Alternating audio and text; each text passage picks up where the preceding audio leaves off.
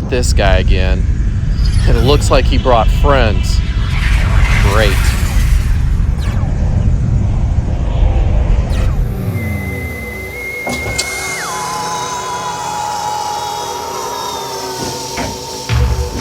Now, for the 30th time, I've told you guys I will not be probed again.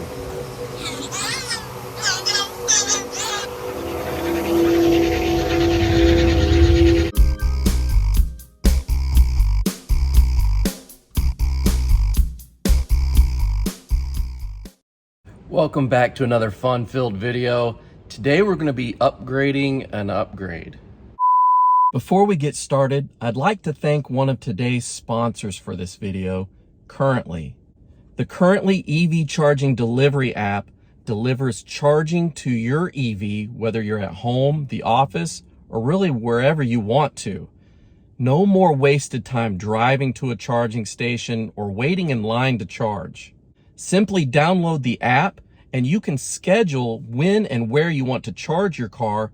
They'll take care of the rest. You don't even have to be at your car. Currently is great for those who can't charge at home and really don't want to wait around at a charging station while your car is charging. Even those with home charging are getting Currently for that peace of mind. Starting at just $4.99 a month, Currently has several charging plans to make charging convenient and affordable for all types of drivers. The app is just easy to use and incredibly convenient. Download the Currently app and get charged today. Because Tesla viewers get 30 days of free charging delivered anywhere, just use the promo code BecauseTesla. Currently is now operating out of Los Angeles, San Francisco, San Jose, and Dallas. Other markets coming soon. You'll be hearing a lot more about Currently in the coming weeks, so stay tuned. So if you remember about a year ago, I upgraded my car to have a center screen behind the steering wheel. This is the 10-inch Hansshow screen. It runs Android. It's got a couple cool features. It's got Apple CarPlay, Android Auto. It's got a front camera on the front of the car where you can, see here. But this size screen is big. It does block some of the airflow. Hansshow has come out with a smaller screen that's got smaller bezels. Overall, it's smaller. The reason I like the 10-inch one, because at the time that I installed it, I had a round steering wheel. Now that I've got the yoke, it really doesn't matter what size this is, as long as there's something there. So today, we're going to install the latest screen from Hansshow. It is smaller, it's got thinner bezels, it's got Android Auto and Apple CarPlay. It's faster, everything about it is better. There is one downside to it though. I'll get into that in just a moment. And this is what I'm going to install today. It is the latest one from Hansshow. It's going to be very similar. It's going to look the same. It's just going to have smaller bezels. It is a 9-inch screen, where this one was a 10-inch. But because of the size of the bezels on that, the actual viewable screen here is probably going to be very similar to this one. Runs Linux instead of Android. That one's Android. And it's got a higher def screen, so should be interesting. Let's go ahead and take this out and take a look. So this does come with instructions, and you can feel free to follow these if you like, or just watch my video. They've got instructions for both AMD and Intel processors, and you will need to know which one you have. So the way you do that is you go to your menu and then pull up software, and then you'll want to click on the additional vehicle information and look for your infotainment processor. Mine is an Intel Atom. So when you open up your package, you'll see that there are wiring harnesses for Intel and for AMD. You need to know which one you have so you'll know which one of these you can discard. And this is the new screen compared to the old screen. You'll see that it is smaller overall, both in width and height. So let's go ahead and remove the old and install the new. And a lot of these steps are going to be repetitive of what I did before when I installed the 10-inch screen. So if you want to use that video also as a reference, it might get you through a spot that you missed in this one. The first thing they recommend is to remove power. So I went ahead and popped the frunk so I can get to the negative battery terminal. You'll need a 10mm wrench to loosen that negative terminal. Over here, you need to go to safety and then power off, and that will power off the infotainment center here. Remove the negative terminal from the battery. We're going to use the supplied pry tool to get these side trim pieces off. These just pop off like that, and you'll do that on both sides.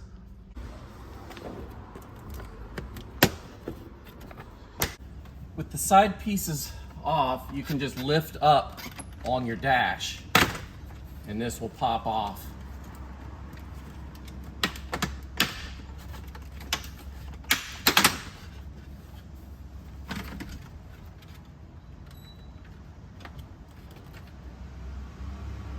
You'll see the bottom of the old screen with the wires. There are more wires on the older 10-inch than there are on the new one, including this blue one. That blue one leads to the camera that's at the front of the car.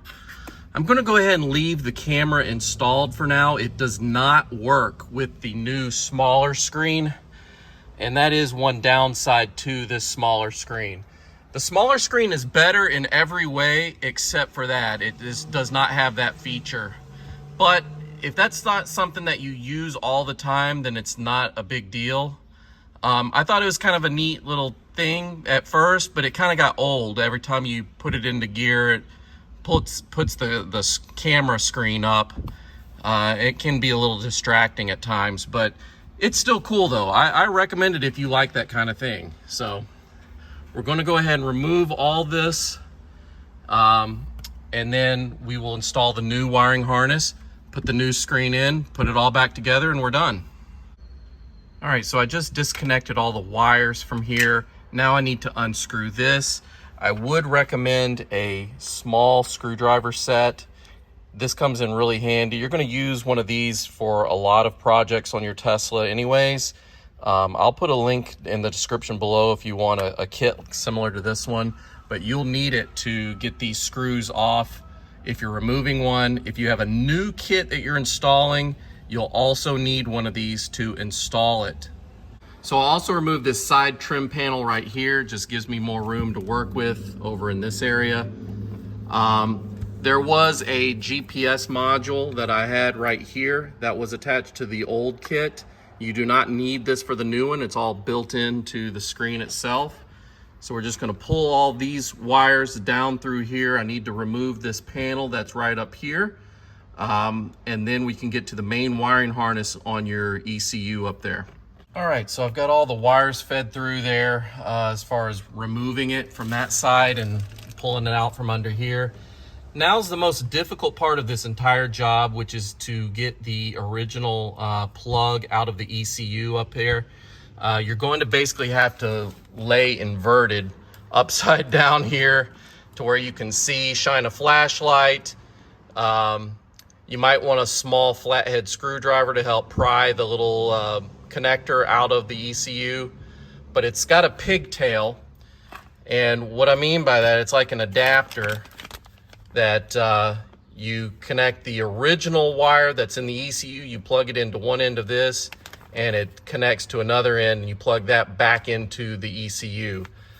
They are shaped a certain way to where they only fit one way, so you won't be confused with that.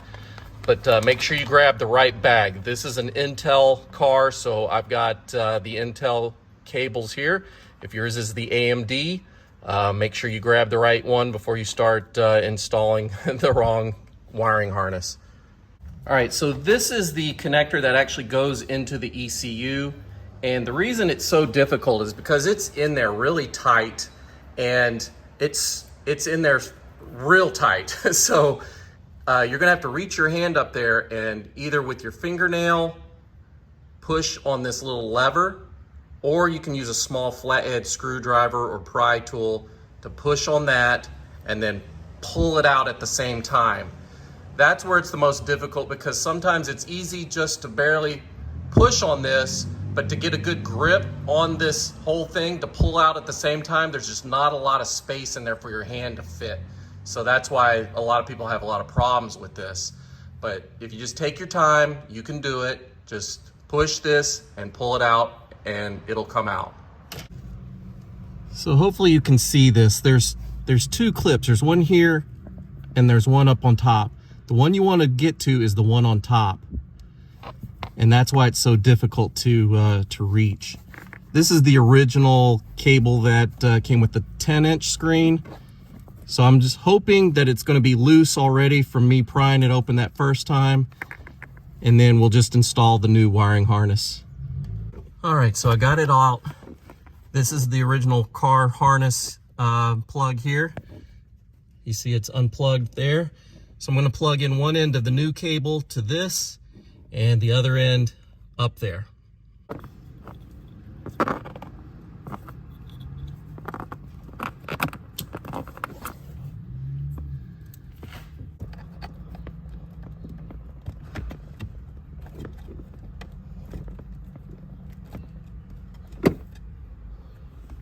All right, we're going to go ahead and install the screen now. If you look at the instructions, the red part right there, it says that you want to insert this into the 25th hole, and then you'll run the wires through the 29th and 32nd hole. And what that means by hole is there are some vent holes here. You'll see the light shining through right there. At the very end, over here, there are some dummy holes on the other side when you look. And a lot of people make the mistake of counting 1, 2, 3, 4, 5 like that. And that's not it. You need to start counting where the holes are. So that's going to start here. So you'll count 25 over, and the end of the screen will connect there. 29th one will be one of the wires, and the 32nd hole will be the other wire. So just follow those directions and you should be fine. All right, so I'm going to just start counting. See those dummy holes there? Actually hold it to where you can see light shine through the other side. It makes it easier. So you'll start counting here, 1, 2, 3, 4, 5, 6, and so on until you get to 25. Then we'll drop it in, bolt it to the other side, and it'll be installed. Okay, I just counted it out, put it in, dropped it in, and the wires are fed through the bottom here. So now we need to put the backing plate here and bolt it down, and we will be done with this install. All right, so you run the wires through the holes there on this backing plate. You'll see right here on the back of the screen, there are some new holes right here that you will put these screws into. So you just need to line up the little holes with the holes underneath, and that's how you bolt it down.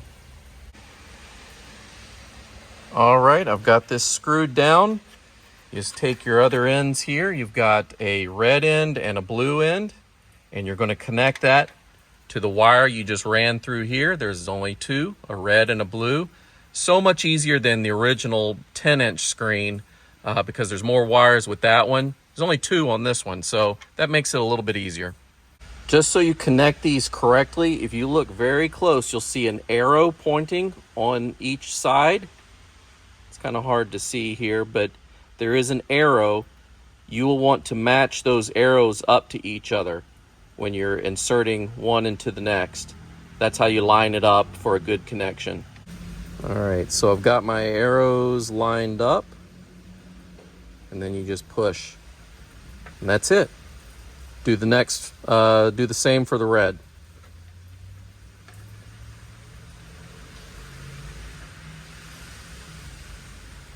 There we go. All right.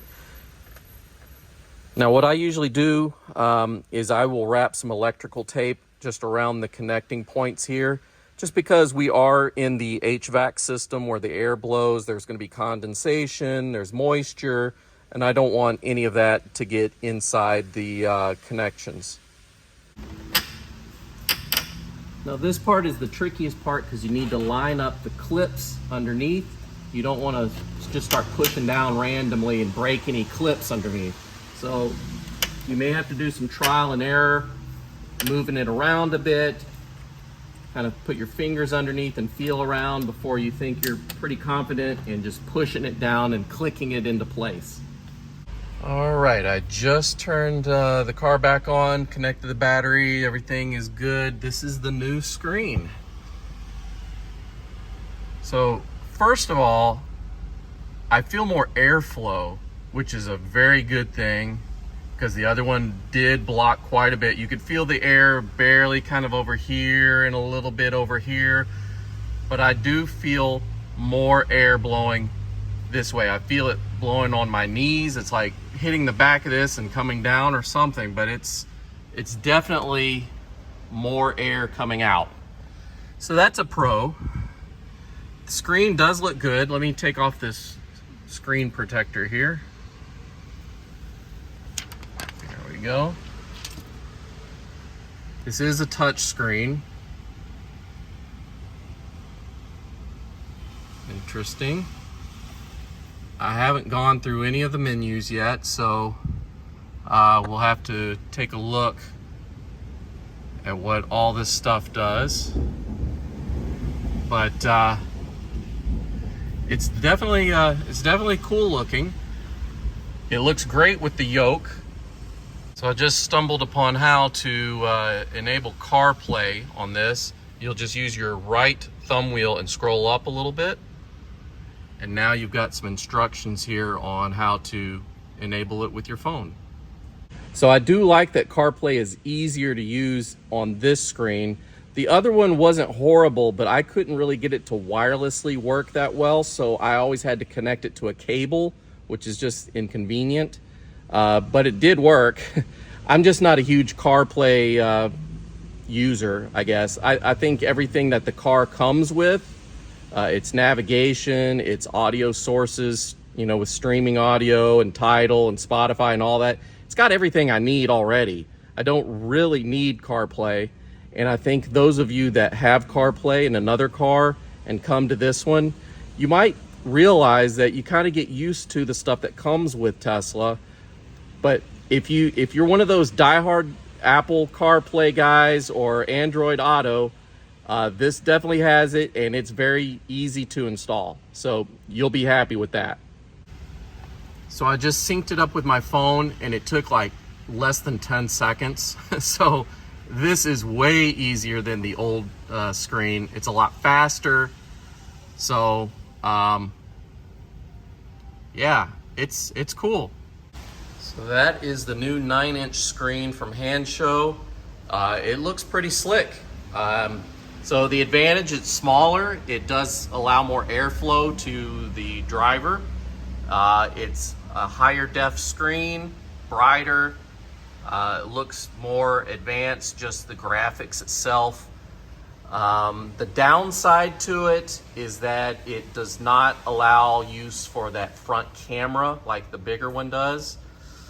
Other than that, I think this is a better screen overall. Just connection to your phone is a lot faster and easier. Less wires to wire up.